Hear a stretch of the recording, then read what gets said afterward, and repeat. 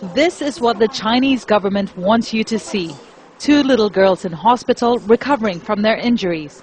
Information was hard to come by on the fate of the children, even for their parents.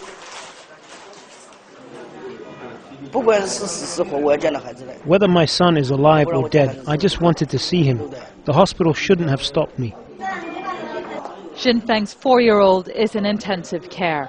He cannot tell us much as our interview is closely watched by government officials. He hasn't left the hospital since leading a demonstration on Friday night to be allowed to see his child. No one wants to talk about it, and there is no sign now of the extraordinary events that took place on these hospital grounds when hundreds of people held a rare protest. In an effort to keep it out of the public eye, it went unreported by the country's media. But photos and video posted online showed desperate parents and concerned townspeople amassed outside the hospital and in a moment of desperation shattering a glass door as they tried to get inside. The attack on the kindergarten, especially shocking in a country where most people only have one child, failed to get much media attention.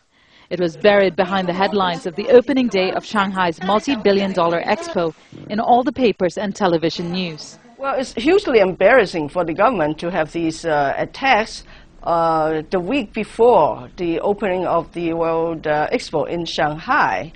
And then government is also worried that the practices will spread. I mean, there will be attacks on children.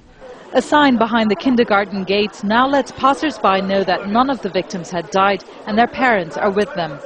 The government sent the same message by text to the residents of the city. We did it to let the citizens know the truth, to tell them to trust the government and stop spreading rumors, and they fail to watch the local news because they prefer to watch the expo. It's not just the media that's been muted. This restaurant owner heard the children screaming and tried to stop the attack. He says he was told not to talk to journalists.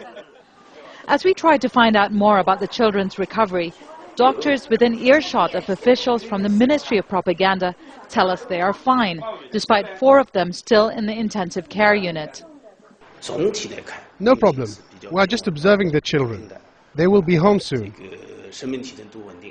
The diagnosis betrayed by Xin Feng's eyes.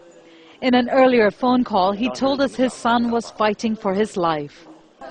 The reality, heavily guarded information behind the steel doors of the intensive care unit. And they'll remain shut until the government decides otherwise. Devi Gopalan, Al Jazeera, Taixing, Jiangsu Province, China.